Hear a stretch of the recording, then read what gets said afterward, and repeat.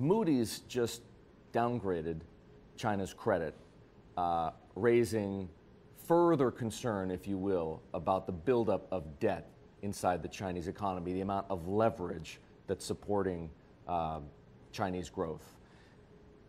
You made your name calling out and shorting Chinese companies, mostly Chinese companies that traded in North America, but Chinese companies nonetheless. You spent some time in the country, you know it well, you've done some work on the macro thesis.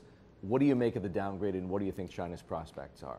Well, yeah, I mean, it's actually very difficult for me to be here in mid-2017 and seeing that this hasn't actually collapsed yet, or that we haven't had a serious unwind in China, because I've felt for many years that it's an enormous asset and credit bubble. And, you know, under the old orthodoxy, that couldn't be sustained that long. But if you look around the world, you see that, you know, the ECB, the Fed are helping to sustain kind of frothy asset valuations. Japan hasn't made sense in a few decades. So China, question is really how long can they keep it going? And I don't have a view on this. I think ultimately there will be a day of reckoning. I mean, I know that. I just can't tell you if it's 2 months, 2 years, or 20 years. In other words, you don't have a view on the timing. Correct. But you do feel certain about the outcome. Yeah, I mean, they've been... Whenever it happens. Yeah, they've been destroying value, destroying capital for so many years through their fixed asset investment. And, you know, the one cushion that China has, and this is something that there's a lot of debate about how bad, you know, how hard a landing you will get in China. The one cushion that it has is that it owns the banking system. So China's reaction to the financial crisis in '08 was to just cram liquidity into that banking system.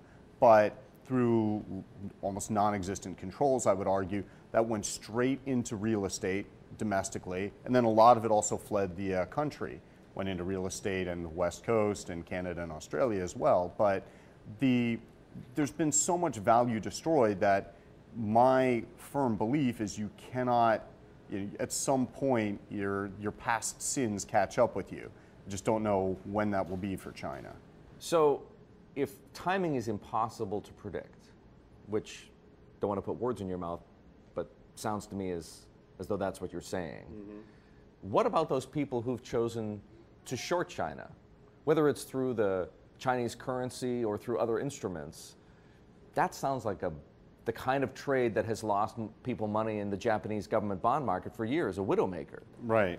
Yeah, well, there's certainly ways that you can play China that are company specific. I mean, there are a lot of Chinese companies that are publicly traded, you know, some in the US, a lot in Hong Kong, and many of them are very poor quality. So I wouldn't want to take a purely macro thesis and say, well, I'm going to short China. I wouldn't want to short the Hang Seng index.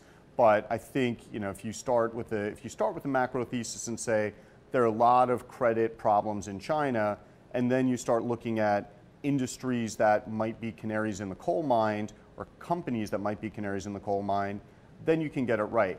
The flip side, though, is there are companies that just won't be allowed to fail. I mean, there are companies that don't make sense on many levels that just somehow keep it going.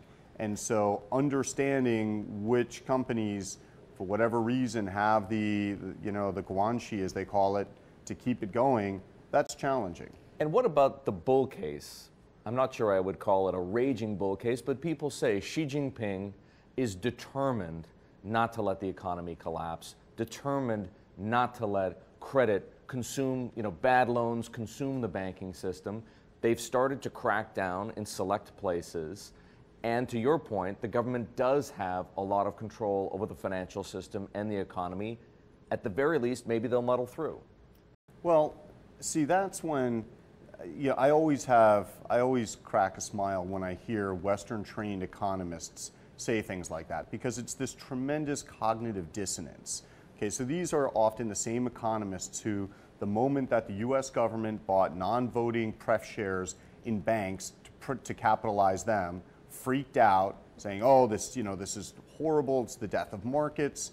All right, a lot of the same economists then look at the Chinese leadership and say, in this quasi-command economy. Oh, this is brilliant. Well, you know what? These guys are no more capable, trust me, no more capable than our policymakers in the U.S. have been. And truth be told, as screwed up as our government seems at times, our government, the United States government, has the most power in the world to avert a major economic catastrophe. All right, so if they weren't able to do it, it's because the laws of economics, almost the physics of economics, eventually catch up. And no matter how brilliant Xi Jinping is, and by the way, pretty much everybody in the Chinese leadership is an engineer, which is, I'm not saying they should, staff their government full of lawyers, but there's a lot of intellectual, it's very incestuous intellectually. So I'm not going to bet that these guys can escape the laws of economics in perpetuity.